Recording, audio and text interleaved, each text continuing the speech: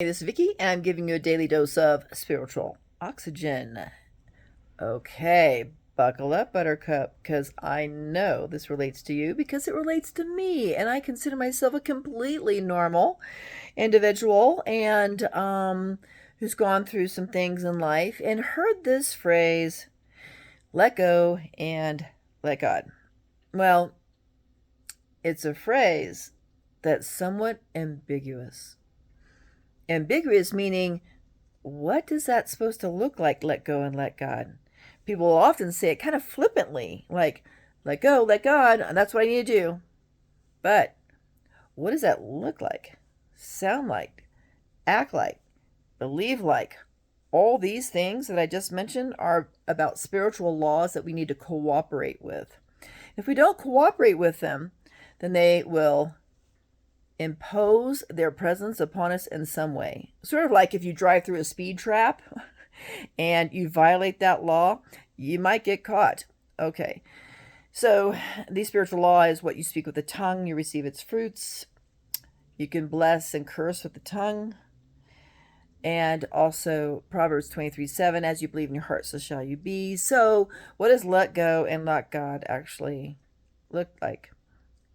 Consider being in a car with Jesus. It means that He's got the steering wheel, not you. It does not mean you give the steering wheel to Him, letting God, and then you get out of the car saying, go on, Jesus. That's not what it means.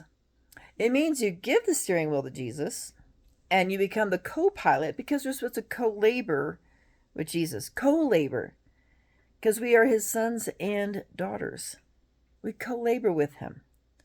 And we want to trust that process on where He's taking us. We want to cooperate with that process wherever He's taking us. Have you ever been, maybe you remember, when you were learning to drive a car and the teacher was on the right-hand side and they had their own brake? And it just in case you made an error. I actually went through that and was completely traumatized whenever I saw a yellow light when I was going through driving training, and I thought, oh, I'll just go faster and get to the light. Ay, ay, ay, that's a Texan for you right there. My teacher on the right-hand side slammed on the brakes. I made a little squeal sound, and all the students in the back were kind of like giggling. And who's on the other side at the other stoplight? An ambulance. They too, I think, put their hands up to their mouths. I digress. Point being is, on that passenger side, on that co-pilot side, there can be a brake or not a brake. I'm inviting you not to have a gas pedal or a brake on that side, like completely riding the divine current wherever He takes you. The Lord told me one time, you do not have to manipulate or coerce that which I can bring to you. He also said, do what love requires. Well, do what love requires, actually going deeper in a more profound sense, means do what He who is love requires of you. Do what He who is love requires of you, because He carved you out of the palm of His hand to be and express the love that you are.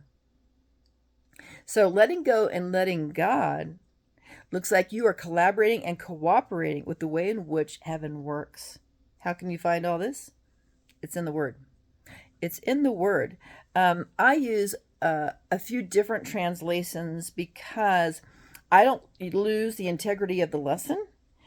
I want to get the integrity of the lesson in a way in which I can comprehend it, understand it, and put it into practice and apply it into my own life. I invite you to consider that. Some people are a bit too rigid in going, this is the Bible I need to be using because I've been told that's the one, and then they can't understand the language within it. So I work with the translations under the blessing of different priests who also do the same thing, and I'm able to get the integrity of the message. So the integrity of the message I'm sending you today on let go and let God looks like something, sounds like something, acts like something, believes in such a way. These are ways in which we are cooperating with He who is love in doing what love requires. We also need to remember this. The Lord told me one time, He says, everything is counted, everything is measured. So your confidence level in him, your trust level in him is counted. He's watching. How much do you trust? How much do you have confidence in me? I tell you what, it's not always easy to have trust and confidence. So, what helps me have more confidence and trust is knowing him more. And I find that in the Word, also through the writings of mystics and saints, also through the writings of Luisa Picaretta, Divine Will. This has really taken my spiritual life to a greater depth, a more profound level, where I'm able to just contemplate like a sentence out of the spiritual nutrients in reading some of the Divine Will. For example, when I read today, Jesus was talking to Louisa, and she was doubting some of her own thoughts and wondering, can this be my own folly? Can this be the work of the devil? And Jesus was assuring her his work is beautiful and it's in order and it provides structure and graces to live according to his desires. That's so simple, so pure. And he said, but because you have a finite mind and I have an infinite one, I give a drop to you from myself, and that is a sea to you. One sea to you is only one drop to me. Sea, S-E-A. So this is about living your life in that ocean.